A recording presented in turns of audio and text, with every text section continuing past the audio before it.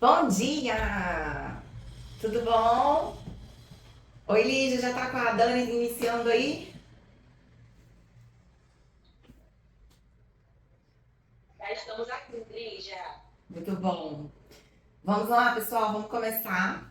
No nosso encontro de hoje, nós vamos falar sobre jornada do paciente. Foi uma aula que nós fizemos há 5 meses atrás e eu trouxe de volta. E essa é uma aula que a gente vai ter ela em constância. Por quê? Quando a gente pensa em jornada do paciente, eu vou explicar para vocês de uma forma mais detalhada. É algo que sempre muda, está sempre em evolução. Então a gente precisa sempre revisar. Então, por trás das aulas que eu trago aqui para vocês, sempre existe uma estratégia. Então, eu falei sobre processos comerciais há 2 semanas atrás, para vocês entenderem a importância dos processos. E agora a gente vai falar sobre jornada do paciente, para que vocês visualizem quantos processos acontecem no dia a dia de um atendimento, no dia a dia de um consultório, pensando em todas as etapas que o paciente percorre. Antes da gente detalhar o que é a jornada do paciente, nós vamos imaginar uma outra situação, tá?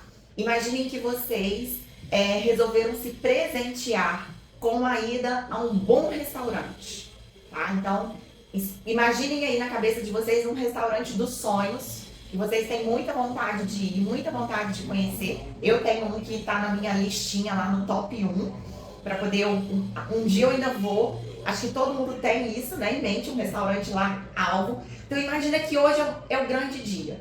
Então primeiro a gente vai ter que mandar uma mensagem lá no WhatsApp para fazer reserva desse restaurante.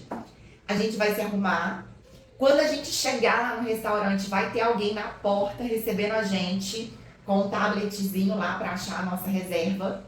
Essa pessoa vai conduzir a gente até a mesa. Já vai ter a mesa pronta lá, com taça, com aquele guardanapo de pano macio, que eu não sei de onde eles arrumam um pano tão macio assim. Aí o garçom vai puxar a cadeira pra gente sentar, porque nós somos uma dama, né? Nós vamos sentar e a gente vai começar a reparar o ambiente. Geralmente é um ambiente muito bonito, com uma decoração harmoniosa, uma iluminação que favorece aquele ambiente, uma musiquinha baixinha pra gente conseguir conversar. Se a gente precisar ir ao banheiro, esse banheiro vai ter um perfume agradável, vai ter ali, às vezes, uma música diferente do salão, vai ter um papel toalha mais macio, vai ter flores pra gente se sentir à vontade. Aí a gente vai escolher o nosso prato, né? Quando chega o prato, vem aquele prato lindo, o que a gente faz? Bate foto, posta no Instagram. Aí a gente resolve pedir uma sobremesa, que a sobremesa é aquilo que enche os nossos olhos, né? Todo mundo vai lá no Instagram antes e olha lá a cara da sobremesa. Aí a gente pediu a sobremesa, tá linda, maravilhosa, com aquela calda de chocolate. Quando a gente dá a primeira colherada, tem um cabelo nessa sobremesa. E aí? Lascou, né? Frustra tudo. Por que eu trouxe isso? Para vocês começarem a pensar numa experiência que vocês criaram uma expectativa muito grande e no meio dessa experiência vocês se frustraram. E aí os pensamentos que vêm depois disso são assim: nossa, paguei caro para encontrar um cabelo na sobremesa. Nossa, que raiva de gastar meu dinheiro com algo que não valeu a pena. Não é esse o sentimento que dá? O que eu quero que vocês reflitam? Será que não tem um cabelo na sobremesa do paciente? Será que a gente não está pensando em vários detalhes, mas esquecendo de outros detalhes que estão fazendo o paciente se frustrar? Será que esse paciente, ele não cria uma grande expectativa de viver essa experiência, sendo atendido por um médico diferenciado, né? Por alguém que ele construiu uma autoridade, realizou um desejo de passar por aquela experiência e de repente ele se frustrou e ele ficou pensando assim: nossa, gastei o meu dinheiro em vão. Isso é quebrar a experiência do paciente. Então, o que a gente precisa pensar é como está a experiência hoje. Vamos olhar para cada uma das etapas, para cada um dos detalhes, para que a gente possa encontrar esse cabelo antes do paciente, para a gente ter tempo de tirar esse cabelo dali antes que o paciente encontre, tá? Esse é o nosso propósito aqui hoje. Então, falando da jornada do paciente, seriam todas essas etapas, como eu trouxe de exemplo do restaurante. Fazer reserva, chegar, ser recebido, sentar, conhecer o banheiro, olhar o cardápio, pedir a comida. Cada uma dessas etapas que a gente vive num restaurante é a nossa jornada dentro do restaurante. E isso também acontece dentro de um consultório, de uma clínica médica, tá? Dentro de um consultório, de uma clínica, nós temos 7 etapas que compõem essa jornada. E a gente, a partir de agora, vai olhar para cada uma dessas etapas. No final dessa aula, nós teremos uma missão um pouco diferente das missões que nós já tivemos aqui, tá? Vou contar para vocês depois. Então, ó, a primeira etapa é a etapa que tem o nome de conscientização. O que significa? É quando eu crio consciência que eu preciso de um serviço. Ou quando eu começo a ter o desejo por ter aquele serviço. Então, meu joelho doeu, preciso de um ortopedista. Meus pais estão doentes, preciso de um geriatra para acompanhar. Estou muito obesa, já tentei de tudo, não consigo. Talvez uma solução seja bariátrica. Então, isso é a consciência sendo adquirida. E aí a gente começa a entender quais são os próximos passos, que é buscar uma solução. E aí, quando a gente sabe que a gente precisa daquela solução, a gente começa a cogitar as possibilidades. A gente pesquisa no Google, a gente pesquisa no Instagram, a gente pergunta pro vizinho, pro amigo, pro parente, pro colega de trabalho. Então, a gente vai levantando aquelas possibilidades que tem e a partir dessas possibilidades, a gente começa a mandar mensagem para que a gente possa entrar na segunda fase, que é a fase de decisão. É o momento em que nós vamos decidir por qual serviço contratar, por qual profissional escolher, ok? Esse é o momento que a pessoa manda mensagem para vocês ou liga. E a partir do que vocês respondem e de como responde, a pessoa vai escolher por vocês ou por outro profissional. Por isso que chama fase de decisão. A partir do momento que a pessoa decide, que ela fala assim, é o Dr. Rodrigo, é a doutora Paula, é o Dr. Vitor, decidir, entra na fase 3, pré-atendimento, que é tudo aquilo que acontece entre a minha decisão e o dia do atendimento. Essa é uma fase que muita gente ignora, que muita gente não olha para ela, porque acha que a pessoa decidiu e já está resolvido. Só que esse é o momento que a gente pode aumentar a percepção de compromisso para essa pessoa não faltar. A gente pode aumentar ali pontos de encantamento para essa pessoa criar uma expectativa ainda maior, para essa pessoa ser surpreendida. A gente pode preparar o terreno, aquecer essa pessoa quanto aos serviços oferecidos, quanto às possibilidades que se tem ali dentro, quanto a tudo que essa pessoa pode vivenciar depois da consulta. A gente pode levar informações para essa pessoa de preparo, de localização, do que ela precisa trazer, fazer, enfim. Então essa é uma fase importante que muitas vezes a gente menospreza, tá? Daí a gente vai para a fase 4, que é a fase de atendimento. É o dia do primeiro contato presencial. E aí a gente tem, dentro dessa fase de atendimento, a gente tem a parte que vocês fazem, que é a recepção, e a parte que os médicos fazem, tá? Aqui também existem inúmeras possibilidades para que a gente possa encantar, gerar fidelização, trabalhar ao nosso favor para que esse paciente prossiga com vocês, para que esse paciente feche mais procedimentos, tratamentos, cirurgias, acompanhamento, seja lá o que for que será oferecido posteriormente para essa pessoa. Depois da fase 4 de atendimento, a gente tem a fase 5 pós-atendimento, que em muitos locais do comércio a gente conhece como pós-venda. Isso provavelmente vocês já ouviram falar. Pós-venda ou pós-atendimento também é uma fase ignorada. A gente pensa assim, atendi, pronto e acabou. Só que não necessariamente acabou, esse paciente ele precisa dar continuidade. Ele tem que, de repente, fazer uma cirurgia, um exame, um procedimento, um tratamento, um acompanhamento. Então, a gente precisa ter muito cuidado para esse paciente não ir embora. Já deu tanto trabalho fazer esse paciente comparecer? A gente não pode perder esse paciente por agora. Depois que esse paciente passou por todas essas etapas, a gente tem a etapa 6, feedback e avaliação. Essa é a segunda etapa mais ignorada da jornada. Por quê?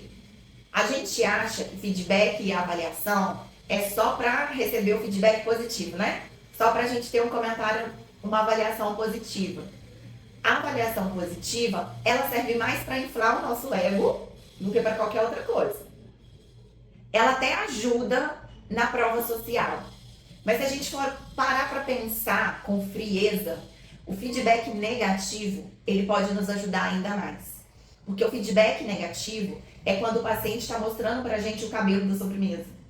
E às vezes a gente não tá vendo esse cabelo. E se a gente consegue achar esse cabelo, a gente evita que outros pacientes encontrem esse cabelo.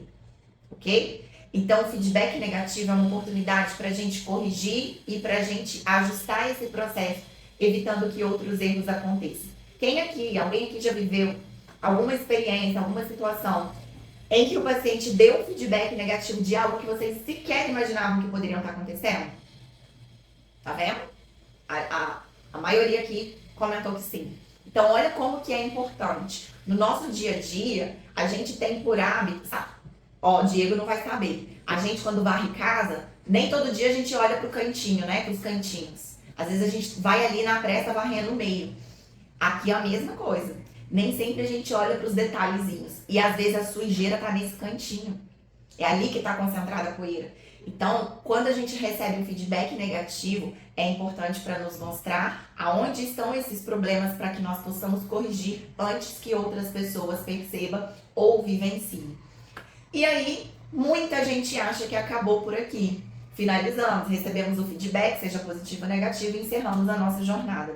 Só que, na verdade, esses pacientes podem se retroalimentar. Esses pacientes podem voltar para a nossa jornada. E aí a gente tem a etapa 7, que é a etapa de busca ativa. Quando a gente traz esse paciente de volta para percorrer toda a jornada novamente. Porque se a gente traz ele de volta, novamente ele toma uma decisão. Novamente ele vai passar pelo pré-atendimento, pelo atendimento, pelo pós-atendimento. A gente vai pegar a avaliação dele e ele vai vivendo esse ciclo de preferência infinitamente.